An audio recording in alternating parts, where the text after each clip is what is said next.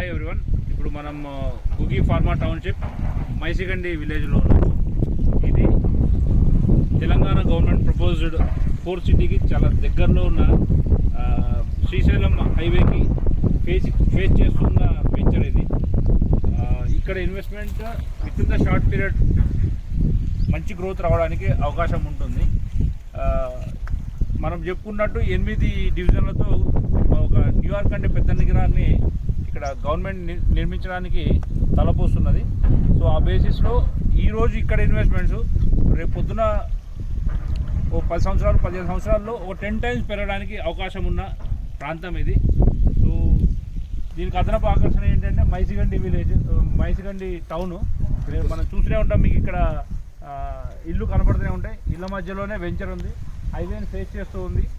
Srisailam highway కూడా ఇప్పుడు 6 లైనర్గా ప్రపోజల్లో ఉంది. సో అన్ని రకాల ఫెసిలిటీస్తో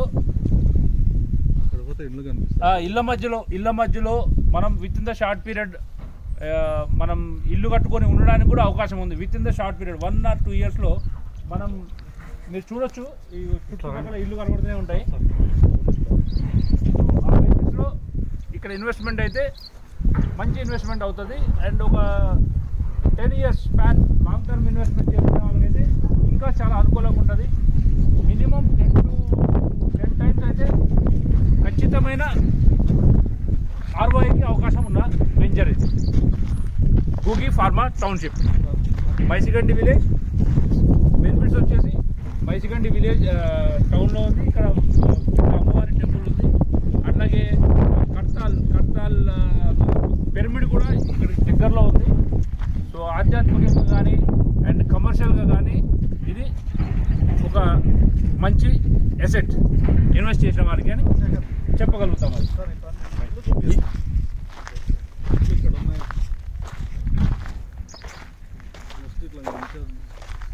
చూడండి, మీరు మీకు ఇల్లు కనబడుతూనే ఉంటాయి.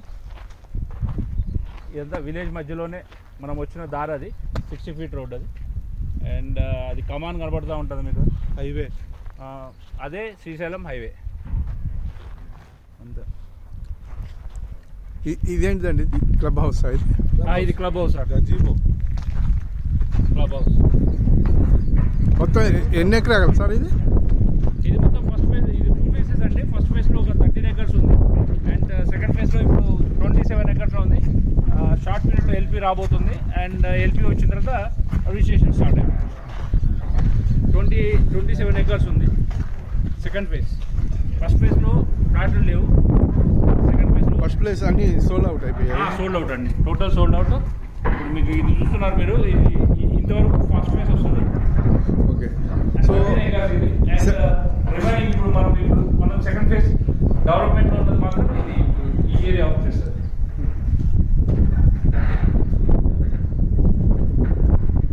ఇది 4th సిటీ కిందకే వస్తుందా? ఇది దగ్గర అండి, నియర్ బై. ఇప్పుడు కర్తాల్ ఏదైతే మండలం ఉందో కర్తాల్ పరిధిలో ఇది ఉంటుంది. ఇది 4th సిటీ కూడా మేము చెప్పాలంటే ఏమంటే సార్, ఇది గత ప్రభుత్వంలో 20,000 ఎకరాలు ఈ రంగారెడ్డి డిస్టిక్లో 4 మండలాలు మీర్ఖాన్పేట, కందకూరు, కడతాల్, ఇక్కడ వచ్చేసి 20,000 acres గవర్నమెంట్ ల్యాండ్లో గత ప్రభుత్వం ఫార్మా సిటీ కానీ తీసుకున్నారండి. ఇప్పుడు కొత్త ఈ గవర్నమెంట్ ప్రభుత్వం వచ్చిన తర్వాత ఫార్మా సిటీ పొల్యూషన్ వస్తుంది కాబట్టి ఆ 20,000 ఎకరాలలో 4,000 ఎకరాలు ఓన్లీ ట్యాబ్లెట్ మ్యానుఫ్యాక్చరింగ్ పెట్టి మిగతా 8 zones కింద డివైడ్ చేసి ఇక్కడ 4th సిటీలో ఏమొస్తుందంటే ఒకటి యంగ్ ఇండియా స్కిల్స్ డెవలప్మెంట్, అది అమెజాన్ డేటా సెంటర్ పక్కనే ఉంటుందండి. అదే కాకుండా ఆర్టిఫిషియల్ ఇంటెలిజెన్స్ కూడా వస్తుంది. స్పోర్ట్స్ హబ్లో దాదాపు 200 ఎకరాలు BCCI వాళ్ళు ఇక్కడ కొనేసి వరల్డ్లో నెంబర్ 1 క్రికెట్ స్టేడియం కట్టాలని ఆల్రెడీ వాళ్ళు తీసుకున్నారు. అదే కాకుండా లైఫ్ సైన్సెస్, తర్వాత మెడికల్ కాలేజెస్, ఇంటర్నేషనల్ స్కూల్స్, ఇలా 8 zones కింద వాళ్ళు డివైడ్ చేసి దాదాపు ఇక్కడ ఈవెన్ మెట్రో స్టేషన్ కూడా అప్ టు ముచ్చర్ల వరకు, ఎయిర్పోర్టు ఇక్కడ వరకు మెట్రో స్టేషన్ కూడా వాళ్ళు నిర్మించడానికి ఆల్రెడీ సెక్రటరియట్లో మన అసెంబ్లీలో మాట్లాడారు, తీర్మానం కూడా చేశారు. సో అతి వేగంగా పనులు జరుగుతున్నాయి. యంగ్ ఇండియా స్కిల్స్ కూడా శంకుస్థాపన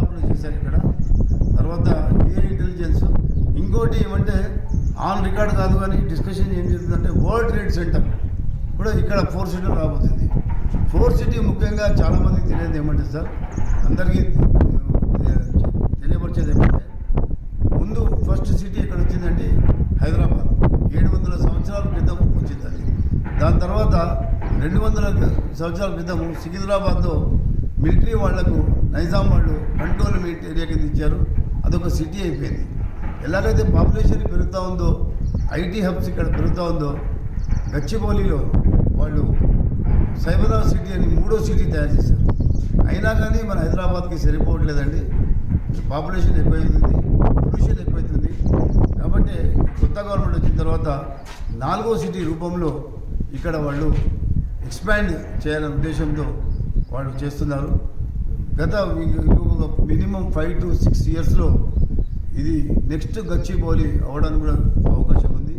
సో ఎవరైతే పెట్టుబడి పెట్టాలనుకుంటున్నారో ప్రస్తుతం 15,000 నుంచి 20,000 లోపే గజం ఉంది. సో ఇది ఖచ్చితంగా నెక్స్ట్ గచ్చిబౌలి అయ్యే అవకాశం ఉంది. ఎవరైతే లాంగ్ టర్మ్ ఇన్వెస్ట్మెంట్ ఆలోచిస్తున్నారో వాళ్ళు దీన్ని ఒకసారి విజిట్ చేసి ఆలోచన చేసి పెట్టుబడాలని కోరుతున్నాను. ఇదే కాకుండా ఇంకోటి ముఖ్యమైన వార్త ఏం చెప్పాలనుకుంటున్నానంటే all metro cities like Chennai, Bengaluru, Calcutta, Delhi, Bombay వీరందరికీ అవగాహన ఉంది. అక్కడ స్క్వేర్ ఫీట్ ల్యాండ్ వచ్చేసి స్క్వేర్ ఫీట్లో అమ్ముతున్నారు. ఓన్లీ హైదరాబాద్లోనే ఇప్పుడు స్క్వేర్ యార్డ్లో ఉంది. అది కూడా ఒక 5-10 ఇయర్స్ తర్వాత ఇక్కడ కూడా స్క్వేర్ ఫీట్ అయ్యే అవకాశాలు ఉన్నాయి. ధన్యవాదాలు.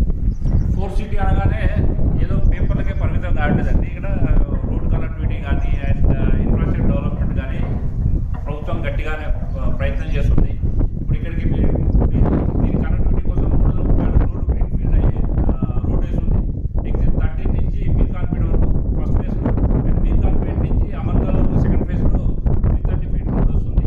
అట్లాగే మెట్రో కనెక్టివిటీ ఇమ్మీడియట్గా దీనికి డిపిఆర్ కూడా రెడీ అయింది. సో ప్రాసెస్లో ఉంది. ఇన్ని అనుకూలతల మధ్యలో ఇక్కడ ఇన్వెస్ట్మెంట్ అనేది ఒక రకంగా ఇది గోల్డ్ మైన్ అని చెప్పొచ్చు.